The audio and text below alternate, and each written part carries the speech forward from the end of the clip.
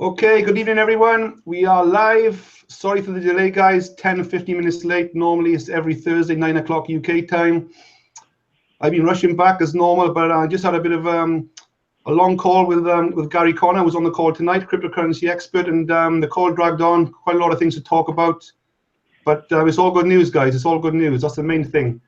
So I'm going to get straight into this, try and keep it a bit short than normal, go into the basics of cryptocurrency, digital currency, the likes of Bitcoin. We're going to start off with what is cryptocurrency, what is Bitcoin, before we come on to an alternative coin called FuelCoin. Okay, that's what it's all about tonight. It's FuelCoin, and then the potential of what is FuelCoin and what is the potential of FuelCoin in the long term. Okay, so let's just kick this off. Gary, can you hear me? I can hear you. If you get any feedback, let me know, and I'll switch off the microphone on my end when you speak. Okay, is that all right? Sounds good. Thank you. So okay, so over to you, Gary. All I know about Gary is I've known him for probably about the last 12 months on the internet, and I've been following him for a while. And he's certainly an expert in cryptocurrency.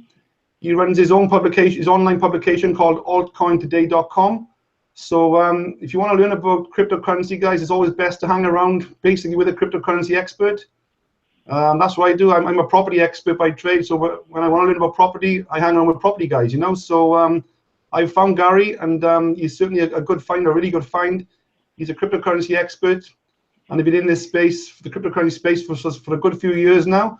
So just over to yourself, Gary. Introduce yourself, and basically let's go through the basics of what cryptocurrency is, what is Bitcoin, and how does all this work, the technology behind all this works, and how can we benefit from the likes of Bitcoin, and obviously then what is FuelCoin, and what has FuelCoin got that all the other cryptocurrencies haven't got, and the advantages of FuelCoin over all the other cryptocurrencies. So over to yourself, Gary. Appreciate it very much. He introduced me pretty well with regards to who I am and what I'm doing with regards to the website, the publication. I do an awful lot of work behind the scenes, meeting new people.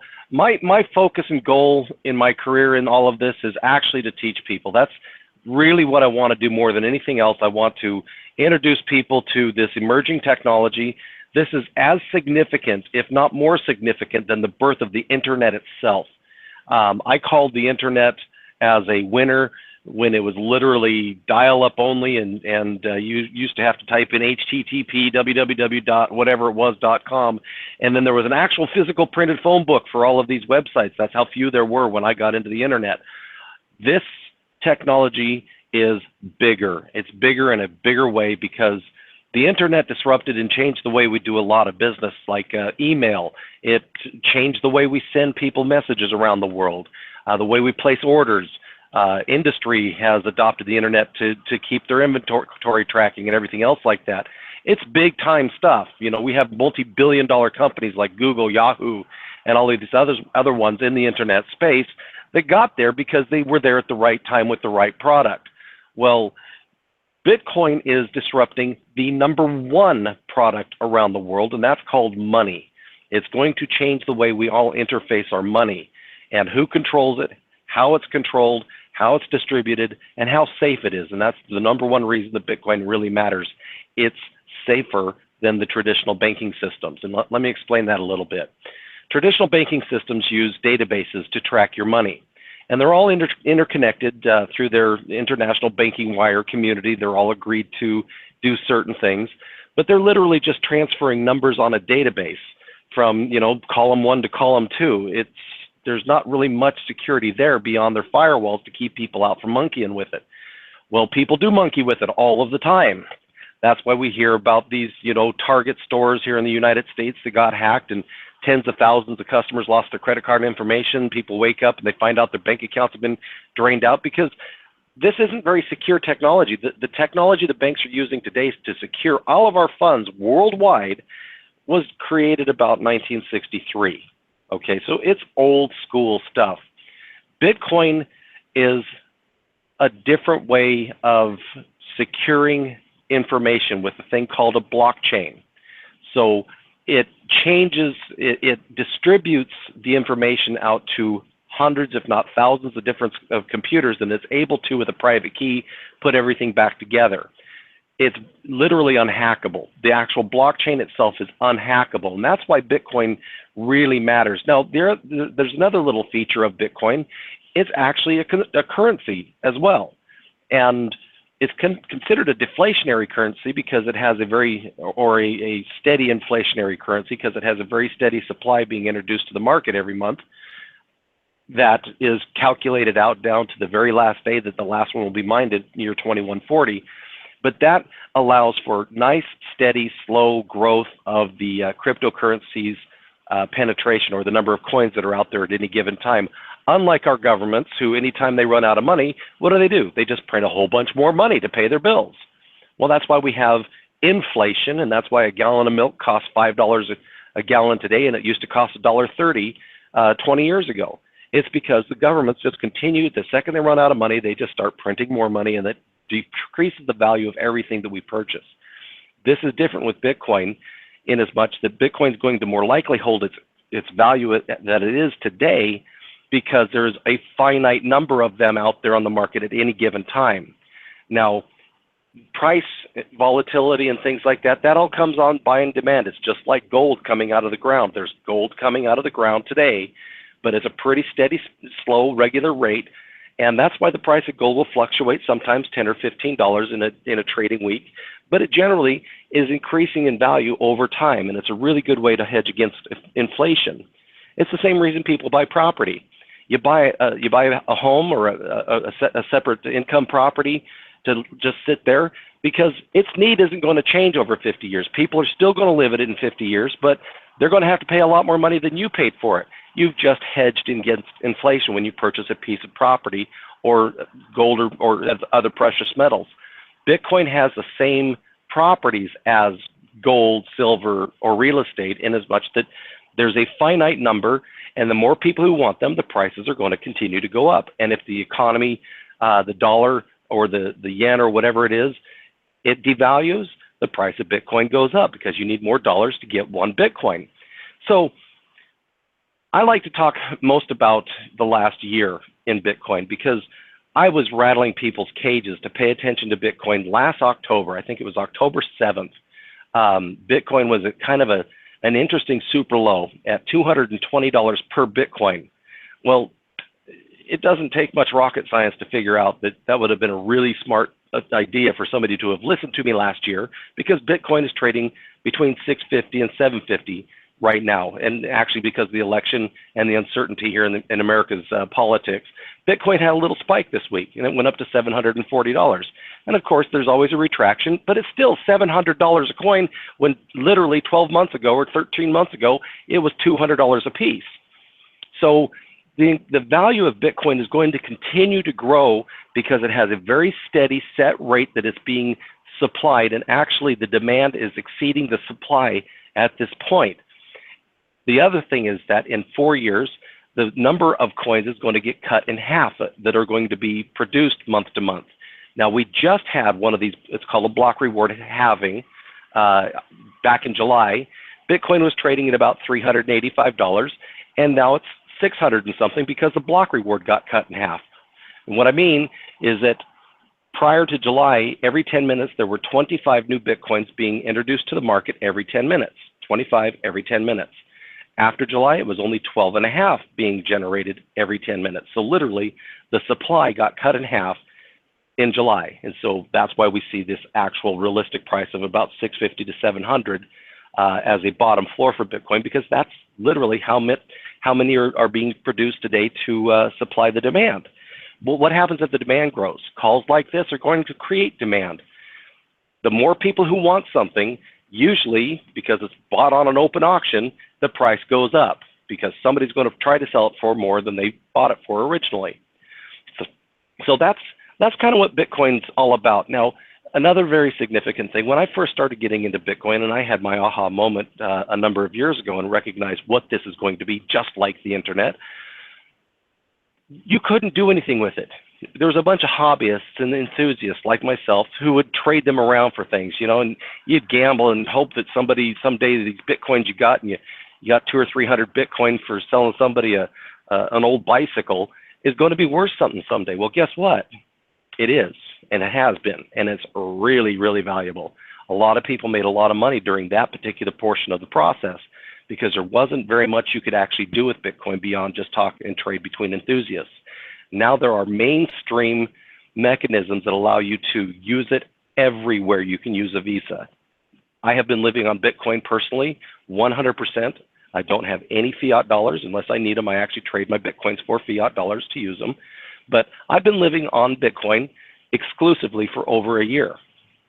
And I never run into a situation where I can't buy something because I have Bitcoin, because of the tools that are now available in the market to interface with Bitcoin. And by the way, these tools and these resources and these mechanisms are being created and expanded upon all over the world daily. This thing is getting huge, is what I'm trying to say. This is the birth of the internet, people. This is as significant as email, .coms, eBay, all of those things put together and then some, because it's disrupting the way people interface their money. One of the major things that is nice about this, about Bitcoin and cryptocurrencies, is it's not controlled by any central government, and it's not controlled by any banks. Therefore, nobody can tell you what you can do with them. Nobody can charge you fees for using them. You know, sometimes you'll get charged a little fee if you're going in and out of Bitcoin to fiat, in and out of Bitcoin to fiat. But if you just hold on to your Bitcoins and you buy things with Bitcoins, there's virtually no fees to do this. And that's the most significant thing, because it is the people's money. It's controlled by the people, not the governments and not the corrupt banks. That's the glory of Bitcoin.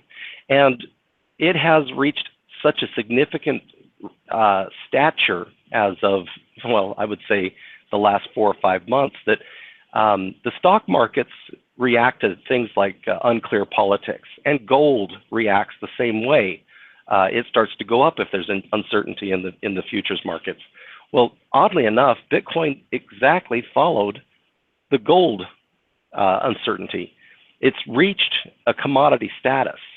So this is why it's really important to pay attention to Bitcoin, because, you know, we're talking to 10 or 15 or 20 people today. Well, next week it might be 200 or 300 people. And again, the more people who hear about this and the more people who understand and participate and get some, the more valuable each one becomes. So that's Bitcoin in a nutshell. And I'd like to turn it back over to you, Adrian, for a second, and see if maybe anybody has any questions at this point. Okay, thanks for that, Gary. I'm just feeding this out live onto my Facebook channel as well. So yeah, so thanks for that introduction. It was a great start, Gary. Let's just talk about, there are a few questions starting to come in. Let's just talk about mainly, there's hundreds and hundreds of cryptocurrencies out there. I'm just going to share my screen as I'm speaking to you. I'm not sure if you can see my screen. Gary, let me just share my screen. Just bear with me. Okay, here we go. Can you see my screen, Gary? The coinmarketcap.com screen? Yes. Just explain, obviously CoinMarketCap is a listing, is a website that lists, I'm assuming, a good few hundred cryptocurrencies. And what does it take? What's the aim of this website? Is it just to list the top 100 cryptocurrencies, or all the world's cryptocurrencies, and it gives them a sort of some kind of star rating of some kind? Or what's the aim of this website, coinmarketcap.com?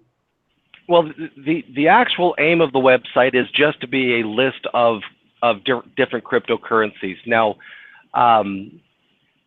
there's 2 different types of cryptocurrencies. There's proof of work, which means that they could be mined, and then there's proof of stake, which means that the people who own them get a portion of the rewards that happen in the network. The mining coins will take a really long time to grow up on that list because they're supplied. Let's just take, for example, Bitcoin right now. I think that there's only 14 million Bitcoins, or 15 million at this point, I can't even tell, 15 million Bitcoins on the street today out of a total of 21 million. Okay, so Bitcoin is going to continue to grow based on how many actual coins there are in the supply. The same is true with a lot of those other coins. Now, this is where it gets really important. Folks, if it's not on that list, it's probably not a legitimate cryptocurrency. And this is primarily because the person who owns that website has a deadlock set stock and barrel belief in what a real cryptocurrency is. Just so it's understood, it is not expensive to create an actual cryptocurrency, but what is impossible is to be on that list unless it's honestly distributed. And people who have a mining coin, they're being honestly distributed because anybody can mine them around the world at any time. And it just shows a popular vote. So if people are mining coins and its value or its supply is increasing, then it's going to be added to the total supply available times whatever the price is. And that's how you come up with its overall market cap. You can select it to view it by name or by daily trade volume or other things like that. But the way it comes up standard is its overall market cap. And you'll see that Bitcoin is number one. I don't know what is that. I can't really see it. Is it $11 billion? $11.3 billion, yeah. Yeah, so Bitcoin is an $11.3 billion business today. That's basically the best way to look at it. It's an $11.3 billion business. It's not going away. It's not going anywhere. So it's number one because it is the oldest and it's the most popular and it's the one that has most all of the tools available to interface with merchants and fiat dollars and things like that. The other thing is that all other cryptocurrencies are typically traded on the open exchanges in Bitcoin.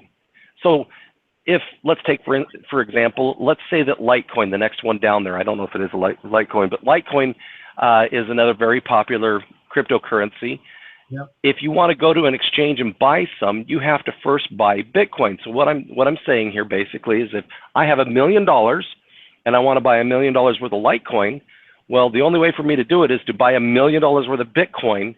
Therefore, the Bitcoin value, the overall value of Bitcoin is going to increase by $1 million, even though I'm purchasing Litecoin. Bitcoin's becoming the gold standard. It's almost moving away from being the coin that you'll use to buy your groceries and cups of coffee and lawnmowers and things like that. It's turning into gold, where tremendous amounts of wealth will be transferred around. Like, for example, that explanation I just gave. If I needed $1 million worth of Litecoin, I buy $1 million worth of Bitcoin first, and then I purchase my Litecoins, and I can do whatever I want to with them. But first, it turns into Bitcoin. Does that go for every coin? You have to buy the Bitcoin first if you want to buy Ripple or Monero or Ethereum. Does that go for every single coin? You have to buy the Bitcoin first? All of them. Now, the only one that I'm going to throw up a little caveat to is Ethereum. Ethereum does have some direct fiat to Ethereum capabilities.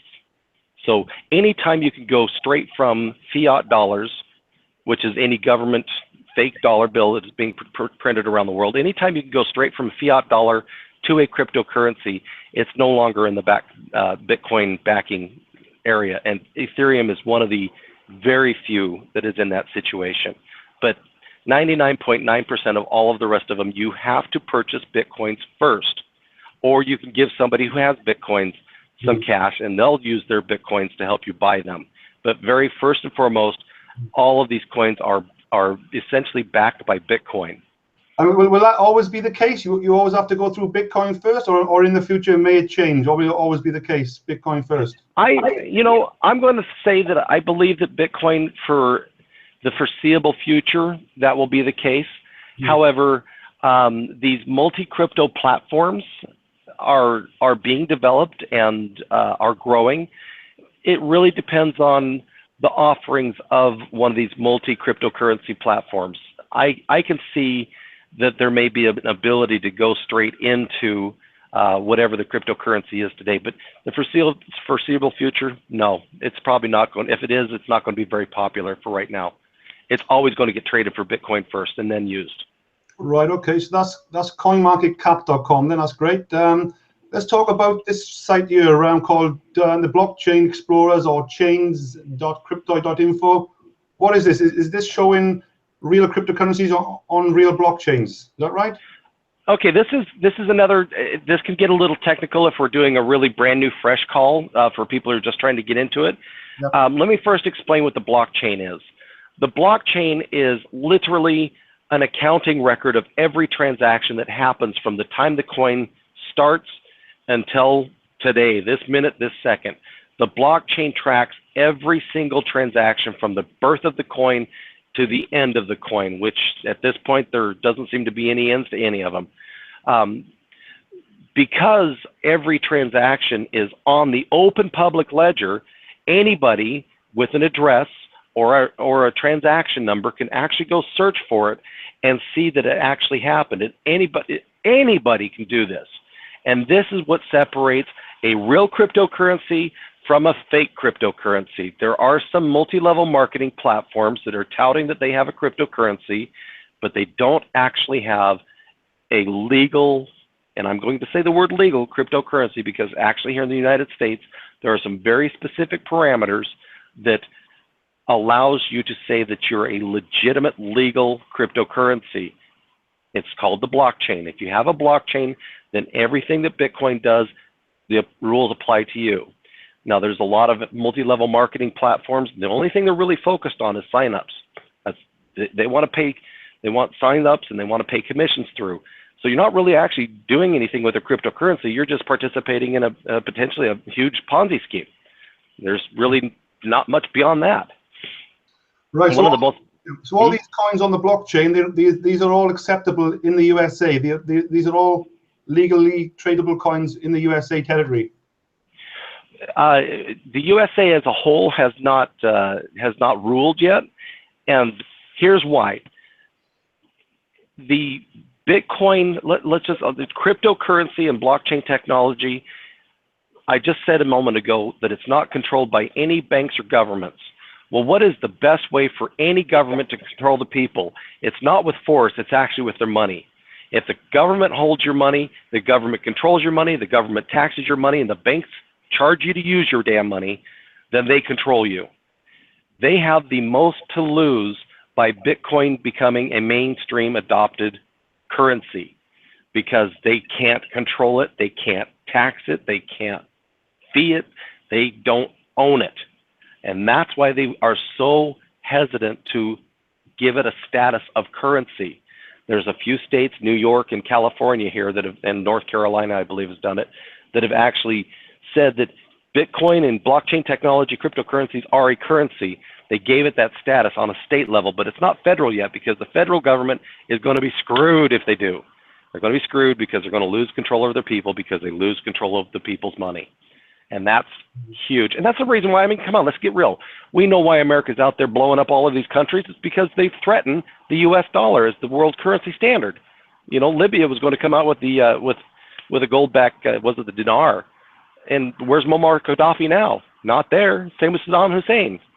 They were going to do a gold back dollar. He's not there anymore. Any country that comes up and tries to challenge the U.S.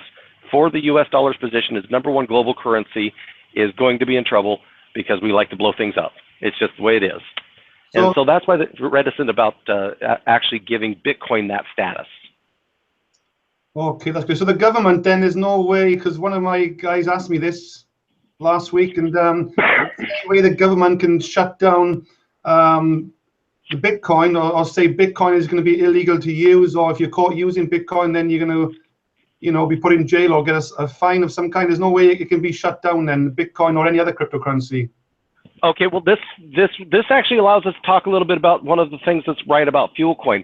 Now, first and foremost, Bitcoin is amazing. I love it. I'm never going to talk down about it or anything like that. But a number of years ago, people like myself and other industry leaders recognized that Bitcoin has a problem.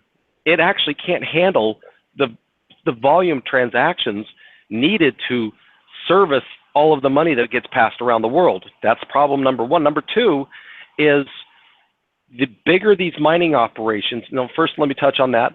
Mining is literally a computer answering a math problem. And when Bitcoin started, it was almost as easy as, what is 1 + 1 = 2? My laptop says 1 + 1 = 2. The network says, congratulations, you won 25 Bitcoins, or it's actually 50 Bitcoins. The second that math problem came out, the next one was harder. What's 11 + 11? Well, that's twice as hard for my laptop to do. Well, it's still 22. Yay, I got another 50 Bitcoins. That happens all the time. And now this math problem is so difficult. The laptop I mentioned that was able to actually mine Bitcoins when it first came out, if I was going to try to solve a math problem for the Bitcoin network, it would take it over 119 years to solve that problem. Here's the real big problem. If it doesn't solve it in 10 minutes, somebody else is going to win it. So the math problem gets harder and harder and harder. Well, what is the aggregate effect of that? People like myself who had small home mining operations, or little moms and pops around the world who are mining Bitcoin. If you have hundreds of thousands of people mining Bitcoin in their homes, how hard is it for the government all over the world simultaneously to find them all and turn them off?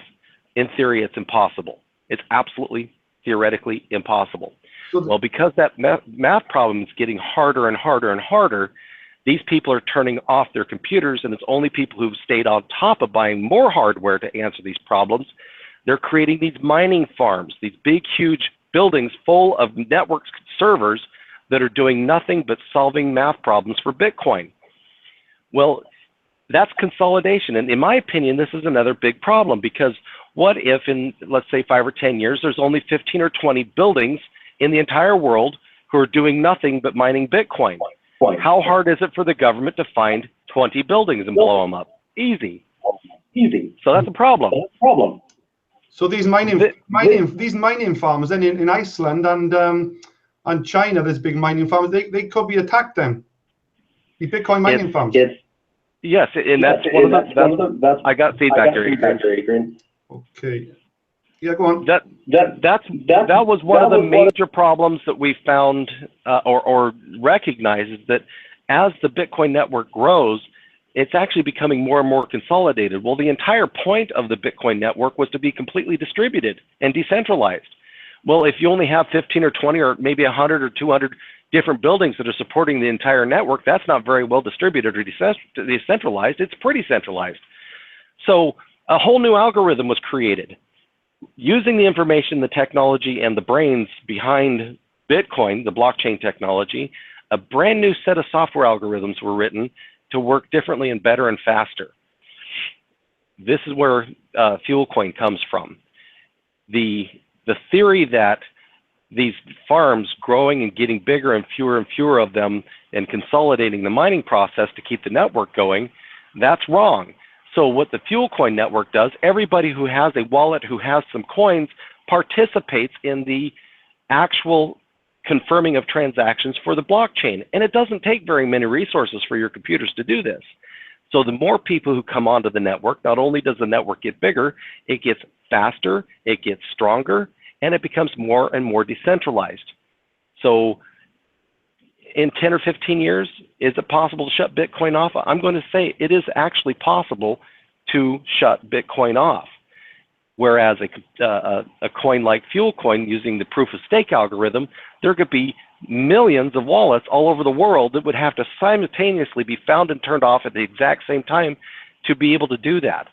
So that was one of the reasons this algorithm was created. This X11 algorithm was created, was to mitigate against this conglomeration and centralization. The other problem is, pros and cons, I mentioned that Bitcoins are being generated every day.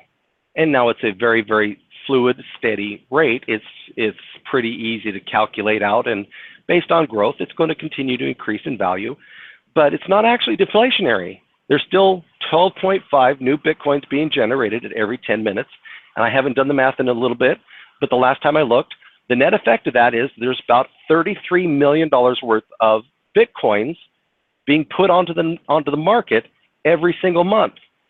Essentially, it costs $33 million a month to leave their network on. That's a bit of a problem. What if Bitcoin goes to $1,500? Well, all of a sudden it's $66 million a month. Where does that come from? Today it's coming from new adoption. That's how fast this economy is growing. That's how fast this is growing, at the rate of $33 million a month. If the price of Bitcoin continues to grow, it's outpacing $33 million worth of new adoption and purchases and progress every month. That's how fast this is going. Keep that in mind. And like I said, go ahead. Yeah. So how much is it costing to run the FuelCoin nothing. technology then? It costs nothing. There is no overhead because it asks everybody who owns a FuelCoin to participate just a little teeny tiny bit of their resources worldwide to support the network. And in doing that, this is where it gets kind of fun. There are all of the little teeny tiny microscopic fees that get charged every time somebody sends something around. I'm talking pennies on the dollar. For sending a $10,000 transaction, it's not going to be more than about 60 cents. It's nothing. But all of these fees are put into a pool and then rewarded out to everybody who's participating on the network and helping with transactions. Also, there is a very small amount of new coins that are generated on the network that are also shared with anybody participating. You have to have some new coins entering the market because people lose coins. And over the last 2 years, there's been roughly 400,000 FuelCoins created on the network and shared with anybody with a wallet open who has coins. But I can already tell you that I've helped one person who accidentally lost 500,000 coins. So there's actually not even 100 million total FuelCoins out there. There's less. So you have to have some new ones coming onto the market just to keep the thing alive. Otherwise, you'll run out of coins. Like the beach is a road. You have to keep putting some sand back in. Okay, that sounds like the system. You've got a system in place then, obviously. And yeah, so what about coins that have any coins been lost in FuelCoin or any coins disappeared? I know you had a situation once going back a few years ago, but what's the situation there now with FuelCoins with regards to the amount of coins that are available? Because it's fully mined FuelCoins, isn't it? It's 100% fully mined and distributed. Can you explain that as well?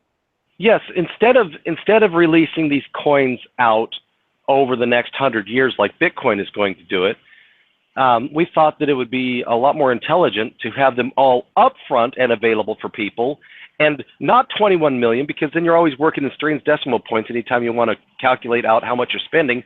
Make it 100 million because it's more likely to fall on appropriate decimal points as you're doing your conversions in your heads. It's a lot easier. So all 100 million were created, and over the last 2 years were being distributed to people for the first time. That was the first time they ever entered the market.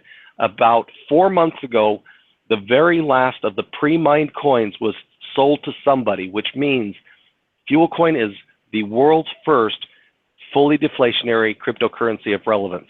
There's a couple other ones that are not relevant. This is the first one to become fully deflationary. It means something because imagine if it didn't cost $33 million a month for Bitcoin to pay the miners to leave their network on. That would be $33 million worth of new coin growth in value a month or more.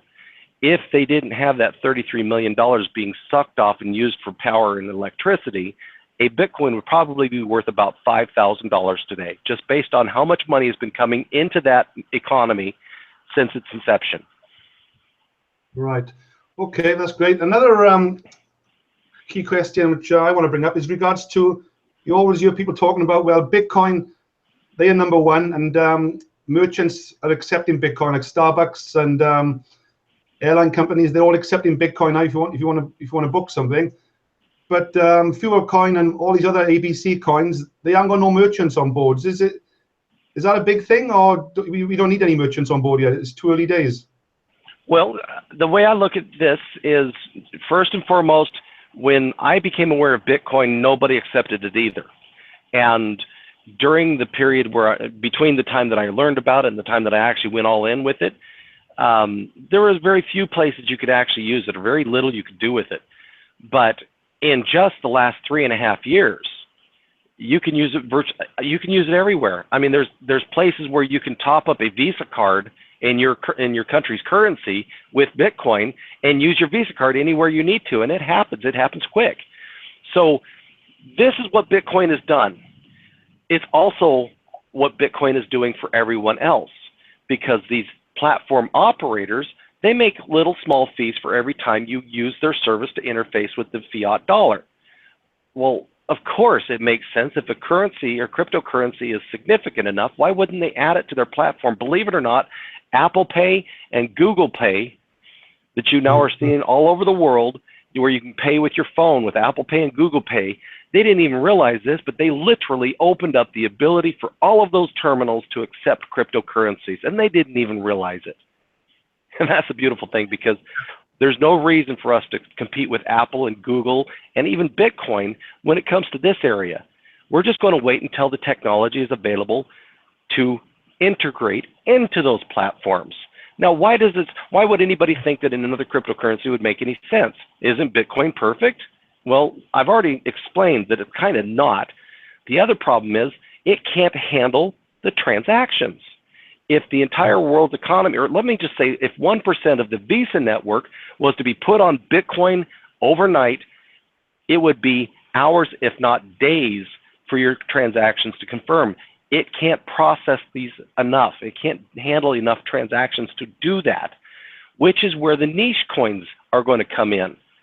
Bitcoin will turn into literally governments and banks and people loading trains full of gold, aka Bitcoin, and transferring gold bars en masse to other people. Massive amounts of wealth will be traded on Bitcoin. That's perfect for Bitcoin's role. But a coin like FuelCoin, it can happen because of the way the network grows upon user adoption. You could take 100,000 people and all of them get a FuelCoin wallet tomorrow, and all of them transact just as fast as everybody did the day before, because the network grew by 100,000 people. That's what Bitcoin can't do. It can't grow exponentially overnight like these proof of stake algorithms. So it's highly likely that people will not be using Bitcoin in the future to buy stuff. It will probably be a niche coin. And I mentioned this in other conversations.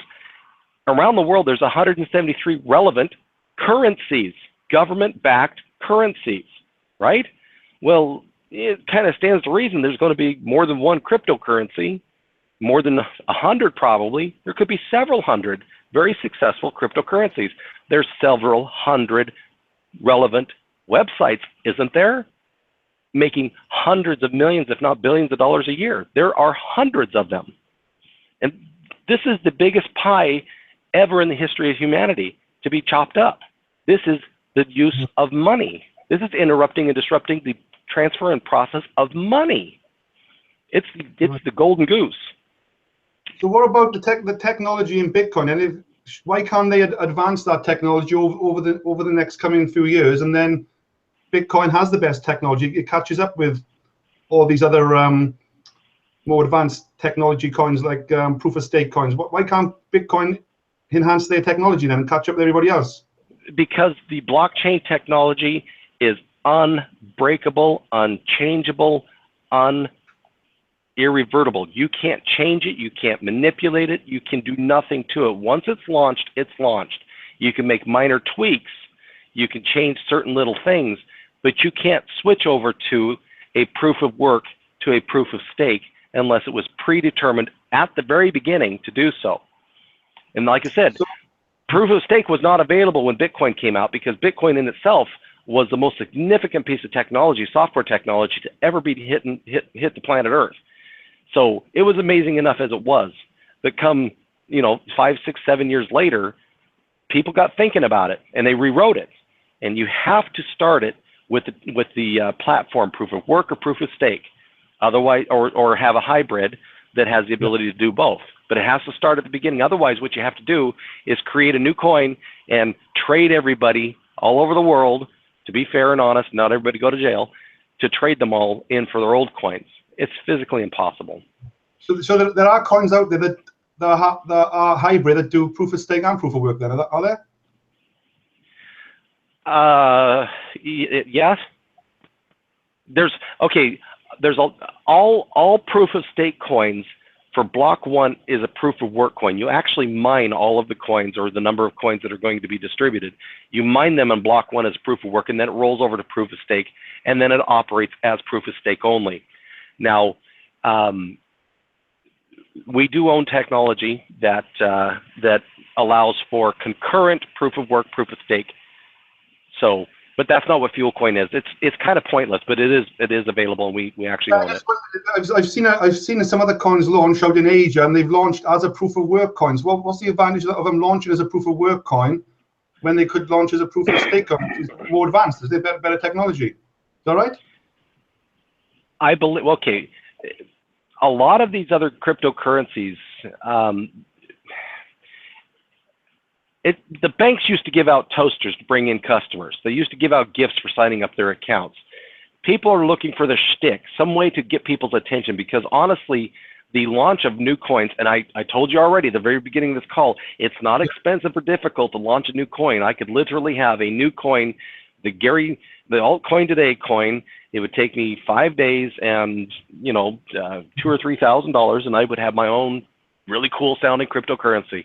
That's not the hard part. The hard part is getting the customers, getting the awareness. How are they going to do it? Well, you'll notice a lot of these coins are focused solely on the multi-level marketing platform. Well, what are they doing when they're focused on multi-level marketing? Well, they have to have commission structures. Well, let me ask you a question. How much margin is there in a dollar bill? There is none. It's money. You're paying commissions on money. So clearly, there's a problem with that. In my opinion, that's kind of a Ponzi scheme, because how do you sell somebody and pay a commission when there is no margin? You just can't. Somebody has to pay it. It's got to come from somewhere. Well, where's it coming from? Well, it's usually coming from the new people coming in to pay the old people going out. That's how multi-level market. That's why they're kind of a problem. There's a real big gray area, and this has been like the multi-level marketing empire's wet dream of products.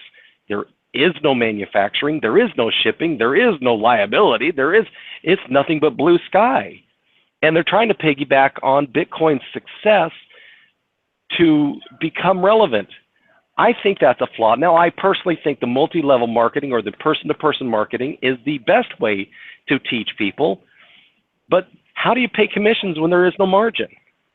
Now, this is what else is really nice about FuelCoin. In a way, if you own some and you talk to people about it, you may not be getting commission for it, but there is a finite supply. It's deflationary. The more people who want it, the higher the price comes. So you get a passive commission in the fact that the value of your coins will grow. So potentially you can make more commissions passively than from, if it was affiliated, then you can make more commission from the coin value going up than you could as an affiliate. Well, absolutely, because all of the money that is being brought into the FuelCoin market goes to the FuelCoin market. It doesn't go out in paychecks to people and sign-up bonuses and things. So again, let me talk about Bitcoin. Bitcoin spends $33 million a month to leave the lights on. Well, what if that $33 million was there fighting for the coins that were on the market? The value of each one would go through the roof instantly. This is where FuelCoin stands. 4 months ago, it literally became the very first relevant cryptocurrency that's fully deflationary. So if we brought in $33 million into FuelCoin, well, guess what? Each FuelCoin is probably going to be worth about, $250 each, wow. And they're a penny today. So all of a sudden you have all these people who had a positive experience, and they go out and they tell more people, and all of a sudden next month it's $66 million, and so on and so on. We're in the infancy stage. This is, I think, our third or fourth phone call, relatively speaking, 1 month since we've actually started to really get serious about marketing again. And I've been very busy personally in working with Adrian to bring all of this together. This is ground floor. This is still ground floor, and we're going to be seeing some swings. It just makes sense. It's like watching paint dry. Markets change, week to week, day to day. They go up and down, up and down, up and down. But overall, you're going to see from last month to this month, the price is higher, and from this month until next month, when you look next month, the price will be higher, and so on and so on and so on. There's a lot of nuances that go on during the day-to-day trading. I mean, the elections cost Bitcoin to spike by $50, and now it's down to 708 or 703. So there's a lot of stuff happens throughout a month. But if you're looking at it month after month over month over month, it's going to grow. Now, today, a person could probably manage to buy a couple 100,000 fuel coins. Well, what happens when that's $1? All of a sudden you have a couple 100,000. You know, yeah. I've just had a question come in. I'll go back to the questions in the chat. Matt is asking why is FuelCoin so cheap, and obviously let's talk about the. I'm just showing the price chart here. Can you see my screen, Gary? I can. Let's just talk about where we started about 4 weeks ago, where the coin was probably around 100 satoshis, and then it obviously hit around 3,000 satoshis, and now it's dropped back to about 1,375 satoshis. A lot of people they got no clue what's going on, and they just assume they're in some kind of get-rich scheme where they can just buy coins and just become rich overnight. You know, we've only been in this 4 weeks. Can you just explain? It's 1 month. Well, why don't you run your mouse from the bottom of where it's at today to the bottom of where it was 1 month ago? Tell me if that's not an up arrow. Forget everything else. Is that up? Yeah, exactly. I said it would be up. Yes, more than 13. I think more than 13 times up since 4 weeks ago. Yes. And by the way, there's an awful lot of movement in the Bitcoin price has happened since then. So even though it looks like that it's way down, if you look at the fiat price, it's actually not that far down. And it's only going to take about 3 or 4 Bitcoin to get it back to the top of where that green thing was on that other thing. There's very little is going to change this. And part of this is because I've had back-to-back, personally been back-to-back, and then Adrian was out for a week or a few days, and we just missed each other. We got derailed for about a week and a half, and we're back in business. Yeah, several meetings. Yeah, Matt is asking as well. Matt's one of my key guys. He's bought a lot of FuelCoin. He wants to know why such a massive drop today. Is there any strategy going on, or without obviously giving too many secrets away? I know you know. I really don't like to talk price and stuff like that. Now, people will wonder, you know, we do have, and I'd like you to talk to Adrian direct about potentially becoming a direct representative with Adrian. But, you know, when it comes to the Bitcoins that we bring in directly versus ones that we have people just go buy off the market, I don't really like to talk price strategy because I keep my ear to the ground and I always win these fights. Yes. And I don't want to tell people what I do. That's right. So exactly, there's a fight going on, as you said. There's people selling for whatever reason. Perhaps clueless people just want to sell for whatever reason, and there's people then that are buying. So there's a supply and demand. So there's going to be a lot of ups and downs on this journey, isn't it? Along the way, we're only 4 weeks in. Is that right? Exactly right. Well, anytime you see a significant rise like we did from where we were a month ago to where we are right now this second, or even its high, you're always going to see a retraction point because there's always going to be some people. You see that big long flat bar before it started going up? There was coins there for hundredths of a penny. Well, we're buying those back right now. Those are the ones that are getting redistributed. But this is the big thing. It's been fully distributed. Somebody bought all of these coins at some price. And we're going to meet a price where somebody thinks, wow, that was a great return, and not think through it enough to understand that if they don't do that, I have a lot of Bitcoins because I didn't sell them when they were really cheap. You know, $6.50 for a Bitcoin was pretty damn cheap, and I got a lot of them. Guess what? I don't have to work anymore. I don't have to do this. I do it because I love it. Same thing. If people just hold and forget it, just don't look at it, just forget about it. Look at next month, the next 30 days. Is it higher than it was last month? Yes, it will be. How about the next 30 days? Is it going to be higher? Yeah, pretty much. I mean, because we don't have any overhead, and every word that gets out there, every person that we reach is new Bitcoins coming into this economy. Once we reach a certain point, we're going to have enough value that we can start getting out and talking to places and platforms that accept multi-cryptocurrencies for people to actually use them to buy stuff. Well, that's going to be a whole new level. Once we reach a certain point, there's going to be, there's tens of millions of dollars worth of day trading volume in the world. When FuelCoin reaches a certain point, there's going to be some unsolicited buy orders, and you could see the price of the coin spike tremendously overnight. when we catch the attention of those people. We're not trying to get attention of those people. They get too many coins for too little money. We would rather have people who are going to be long-term partners with us, working with us, that get the greatest benefit out of being able to buy these coins for under 2 cents today, because it's not going to be long before it's 5 cents. And by the way, if we can go from under a penny to 2 cents, and from 2 cents to 5 cents, well, why the heck couldn't we make it to 10 cents? I'm telling you point blank, we will. And if we made 10 cents, well, why would we stop there? Why not 25? Guess what, people? We will.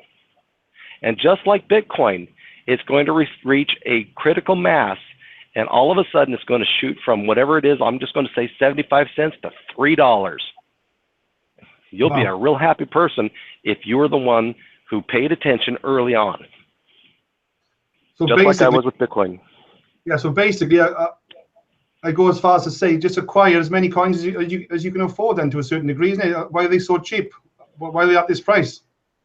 Around 1 cent. I never like to use the word so many a person can afford, because that lends that they're using money that they shouldn't be spending. Yeah, just be diligent. This is a really good time to position yourself in the cryptocurrency world. Purchase your Bitcoins. I think that Bitcoin is trying really hard to break through that 750 mark. If Bitcoin gets through 750, it's going to be 800 really quick. I actually think that we're going to see an $800, $850 Bitcoin before the end of the year. I can't say that for sure, because there's a lot of money got spent between the 750 and 760 range.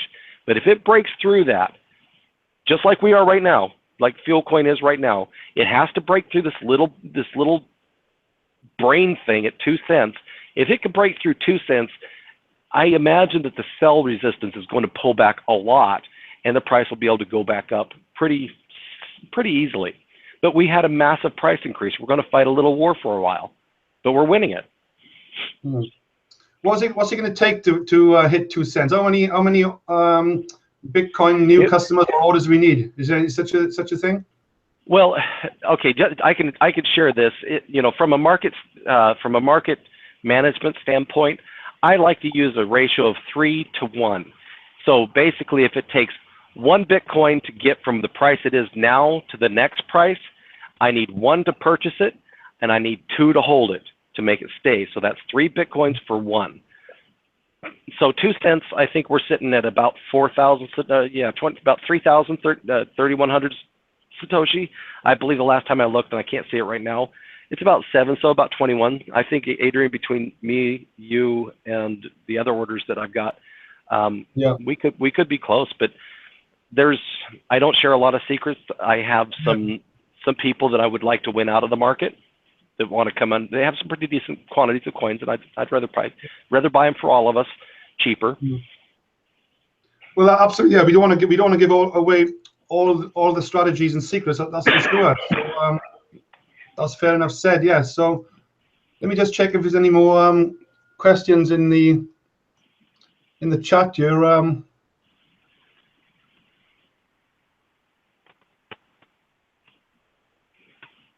All right, Matt has just sent me a message saying he's just sent me $500.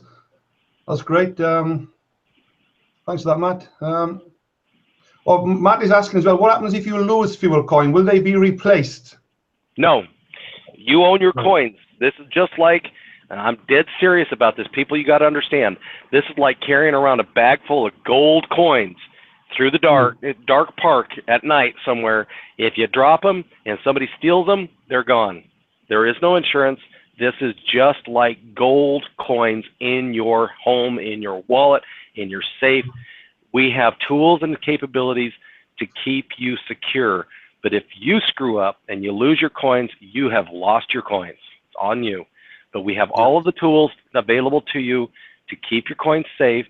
We can teach you how to back up your wallet so that they're safe. So even if your computer crashes, you won't lose your coins. All of this is available today with the wallets that we have. You don't need to worry about the technology letting you down. You just have to worry about you letting you down.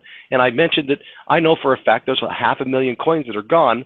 Somebody opened up a wallet, pulled an address, didn't like it for some reason, so he erased it and he reinstalled a new wallet with a new address, but he gave me the old address. Well, the keys to that car that he used are gone. We sent 500,000 coins into space. They're gone. Nobody can recover them. You can't back the blockchain up. You can't fake the numbers out. There's no insurance policies. You do something wrong with them, they're gone. That reminds me of another question. I got one guy that attempted to open up an external wallet himself. He got a bit excited, so he downloaded the wallet to his Windows laptop. He hasn't fully synced it, so he's worrying about that now because he hasn't fully synced. But he actually sent some coins from Bittrex to his FuelCoin external wallet before it being resynced, you know? So it's always best to wait until your wallet's up and running before you do something like that, but don't worry about it. It'll sync and they'll show up. Once you're synchronizing, basically, your wallet has to pick up every transaction that happened since the birth of FuelCoin until today. And so your coins will show up, or that person's coins will show up as soon as the blockchain synchronizes to the date that he sent them, or they sent them. And they'll all of a sudden, boom, be there. But, you know, because it's got a long ways to go before that happens. They'll show up. But it's generally best to wait until your wallet's up and operating before you send coins to it. And generally, test one just to make sure. Yeah, I told him that, but he'd actually sent the full amount first. I said, you should have sent one first. But he'd done it on his own back without sort of speaking to me about it first. He sort of just went ahead with it. But anyway. Yeah, that's okay. They'll appear. They'll appear.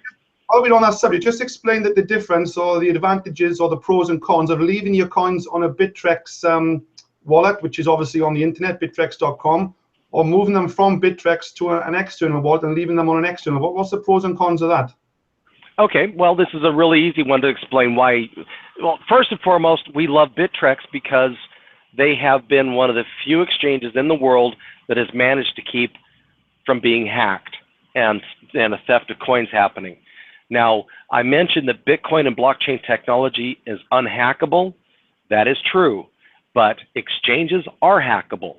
You can log into an exchange, aka a company with a bunch of bank accounts. All of our crypto coins are in a bank account, essentially. When they're on the exchange or on a web wallet, a person in theory could hack in with traditional safety measures being compromised and get to those coins and transfer them out properly. He didn't crack the Bitcoin or the blockchain, he broke the bank. So when you have the coins in your wallet at your house or in your computer, you can encrypt that wallet and nobody, unless they have that password, and I mean nobody, can get those coins out except for you. And if you lose a password, like I've done once, I know another million coins is gone because I can't remember the password. If you forget your password, those coins are gone. Nobody can help you. But there's ways, if you do the correct methodology to all of this, your coins will be secure, period. Yeah, and there's also that important dot dat, isn't it? File, isn't it? Yep. There's one file in all cryptocurrencies, pretty much. It's called wallet.dat, and it's hidden in an app data roaming folder in your systems and on libraries with Macintoshes. But it's called wallet.dat. That is the keys to your coins. You lose that file, you lose your coins. So it's actually really simple to back that thing up. But, you know, as people go along, and we're improving our resources for people to follow along, videos are coming, and the synchronizing process right now, the way we're having people do it, it can take up to 2, maybe even 3 days on some people's computers. If it seems like it's stalled for a long time, just try using file and exit to close it and relaunch it. Sometimes it gets stuck and needs a little boot, and you get going. But we do have a resource called a bootstrap, which will actually cut that time down to about 4 to 5 hours or less. But that's coming. That's coming. Yeah, that's what I use, didn't I? The bootstrap file, didn't I? That's what you had me to use. Is that right? Right in the beginning. Yeah. We're testing some different things to where we can make it less geeky, where a person can literally just click on this, close the wallet, and then click on that, and it automatically does that. Because right now we actually have to have you type in a bunch of stuff and copy and paste from the web, and it's geeky. It's geeky. This needs to be. We need, basically speaking, I need to be able to have my mom do this. Love the woman, but she's not very bright. Right. Okay. So this is the website that you are working on right now, isn't it? FuelCoin.org, and Yep. this is where you can download the external wallets for Windows. We're just showing you on my screen, and a Mac. What is it? What is a GitHub source? What is that? That's geeky stuff. That's where we hide special things for developers to go look at. All right. Okay. So this is all up and running and working. People can attempt to do this themselves. Is there any instructions or PDF file yet, or we're probably better off doing a video, I would have thought, so we can show people how to do this? Is that a good idea to download them? I have an old video. I'd rather record a new video for this particular website, this view. So I'll do that, and we'll have that available for people shortly. But it's really easy. You click on it, and it automatically starts to download the file. Once you see the file's downloaded, you just run it, and it starts going. Yeah, that's great. Yeah, I've done it a few times, and I've had no problems with it. So let's just go back to the chat and see if there's any more questions before we call it a night. We're going to be doing this every Thursday, 9 o'clock. Are we going to be doing the Tuesday more in-depth stuff for real serious questions and answers, or this will be an overview? I'm hoping Thursdays is going to be an overview for new people. We'll be repeating what I just said about all the Bitcoin stuff. I hope I made a little bit of sense. We'll obviously narrow that down and get people in and out quick. But I'd like, are we saying Tuesday for a more in-depth call, or were we doing Wednesday? All right, you did mention that. Yeah, I think it was Wednesday, because you want to do something more involved for people that already own the coins. Is that right? Or people who already bought the coins? Yeah, or that have real technical questions, or serious questions about stuff. I'd like this call to be a tool for people to be able to bring new people in. I want people who've never heard of Bitcoin, but wants to know more. That's what I'd like Thursday to be, is for a resource for that. Yeah. Okay. Then I'll have a chat about that with you later on or tomorrow. Perhaps you can try and work out a time. Yeah. Okay. Okay. That'll be great. More technical stuff. Yeah. Sounds right, good. That's great. One more last question. I think I'm not sure if Bob is asking here. I'm not sure what he means by this, but he's saying, can I keep FuelCoin in a Coinbase wallet, or does it have to be in a Bittrex wallet? Today, right now, it is a Bittrex wallet if you want to keep it online. Coinbase is a service that allows people to go in and out of fiat with Bitcoin. They also, and this is why I said Ethereum is one of the few poster children out there that have this ability, they also have Ethereum. So Coinbase is a service which allows people to go in and out of fiat through their service company. Coinbase does not accept FuelCoin or any other cryptocurrency today. However, it will in the future. Yeah, that's great. Other cryptocurrencies. That's exactly a service that I was referring to that would probably be more likely to have other options available when it becomes relevant to them to do so. Okay, that's great. I think that's about it. There's no more questions. Let me just check on my Facebook. Yeah, that's all done. So yeah, that's great, Gary. Like I said, we're going to be doing this every Thursday at 9 o'clock. Cryptocurrency, Bitcoin, talking about the blockchain technology, and obviously FuelCoin. And just going to keep this running every Thursday, 9 o'clock. And we'll look at adding an extra one on a Wednesday now for more technical questions. So that's about it, guys. We wanted to try and keep it as short as possible, Gary, but things just seem to drag on, didn't they? Lots of questions come in, and it's very difficult to keep this to less than an hour, So we'll try and keep it short and snappy every week, but we'll see how things go. It just seems more questions in there. Yeah, just explain the difference between if people want to buy FuelCoin, what's the advantage of going, or disadvantage of going direct to the exchange and to Bittrex and doing it themselves, or placing the order through myself?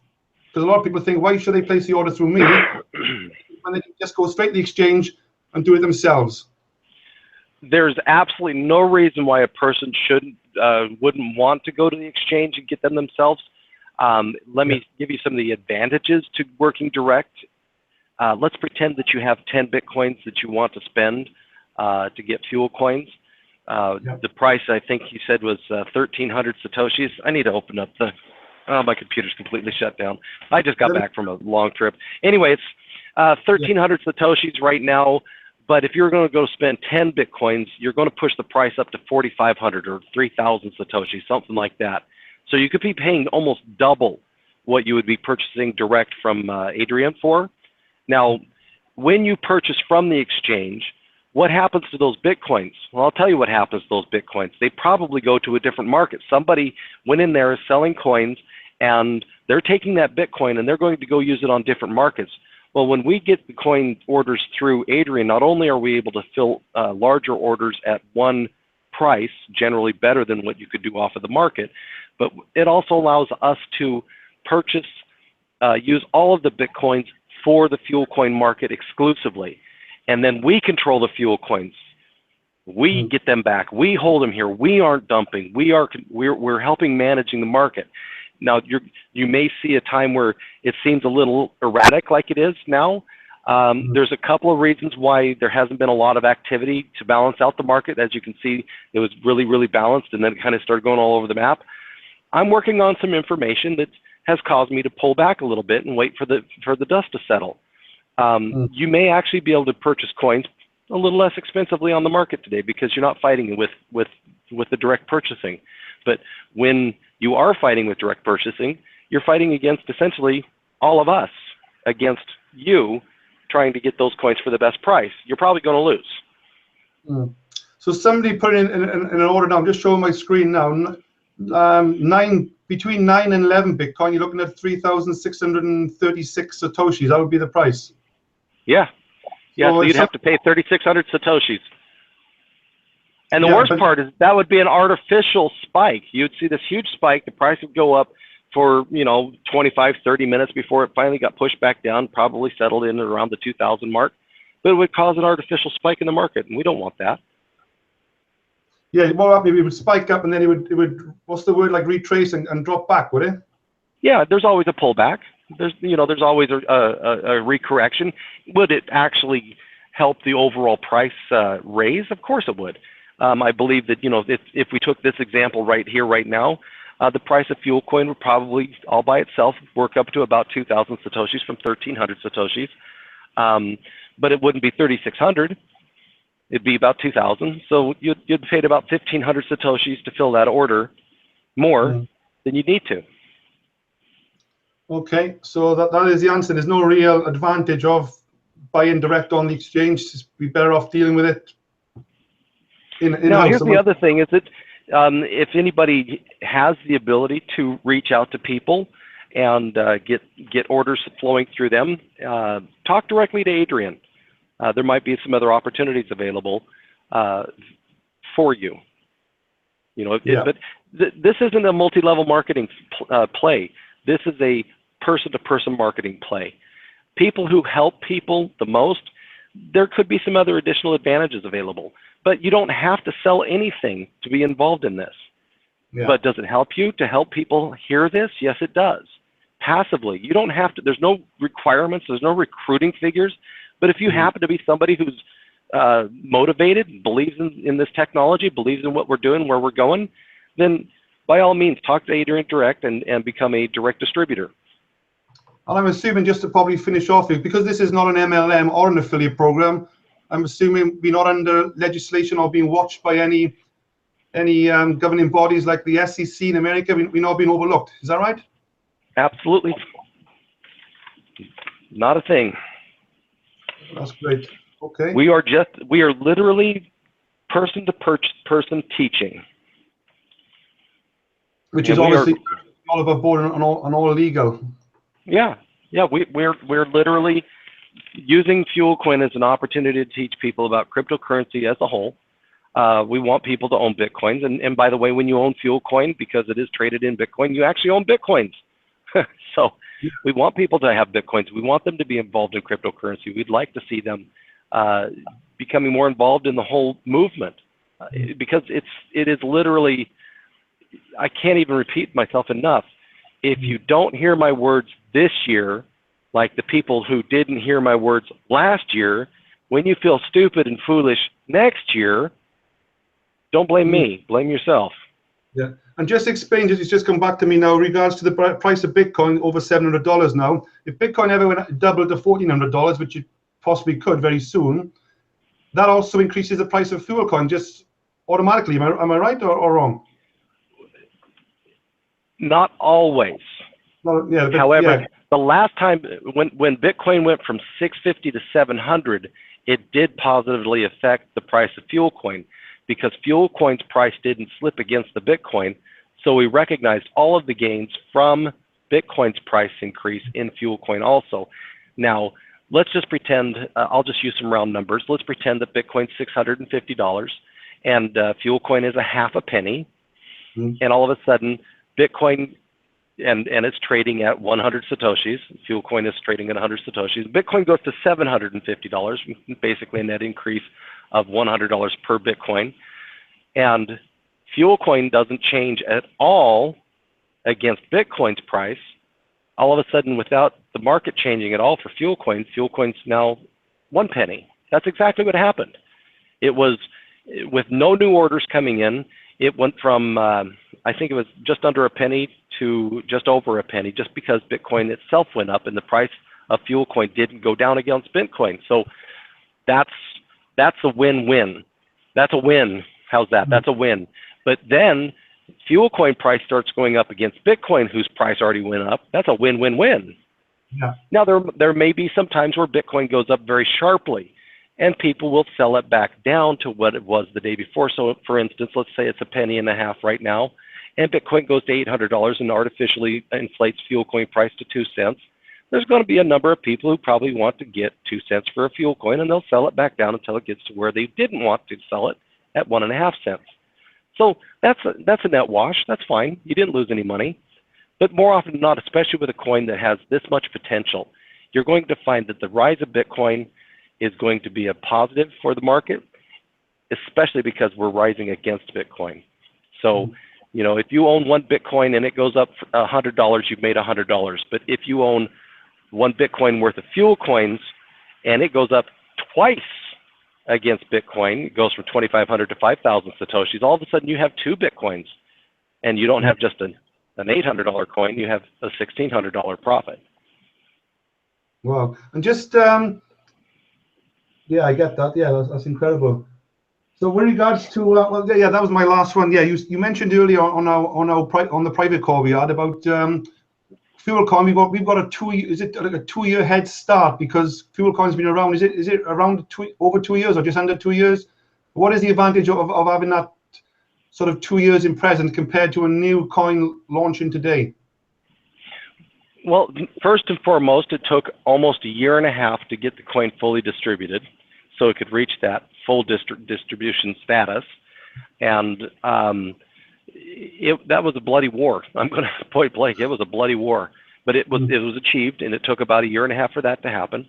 So there's their first struggle, is they're going to have to get fully distributed to be able to say that they are a deflationary currency like FuelCoin is.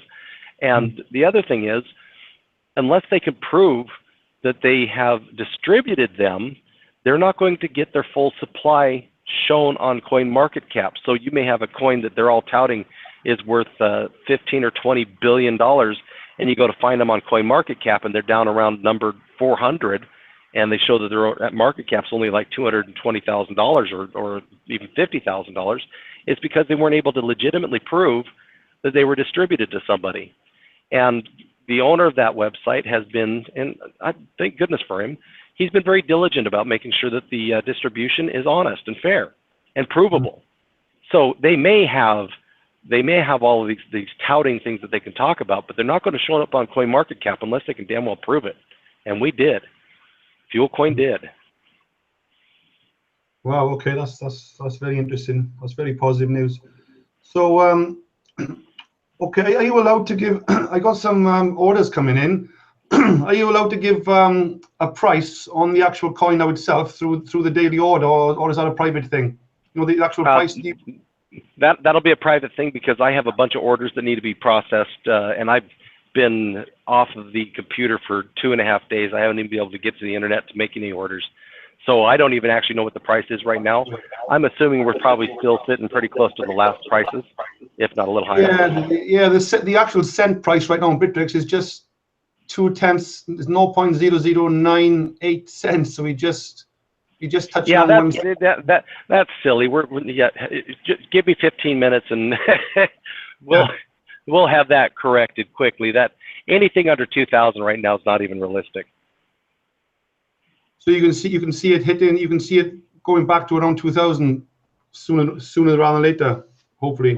Well, after I process these orders and do some work that I wasn't able to do because I was completely off of the grid, we'll see where we're at. But yeah, we're going to be really darn close to where we were at the last orders. Right. Okay, then that's great. I'm gonna, if you can just stay on the call, guy. I'm gonna end the hangout now, and so just for the recording purposes, and thanks everyone for attending. We've got a lot of people on the YouTube live, on the Facebook live. That's great. We're gonna do this every week. If you can just stay on the call, Gary, while I end this, and just for a 2-minute chat, and that'd be great. But thanks everyone for attending, and we'll catch you all again next Thursday. Okay. Thanks everyone. Just 2 seconds.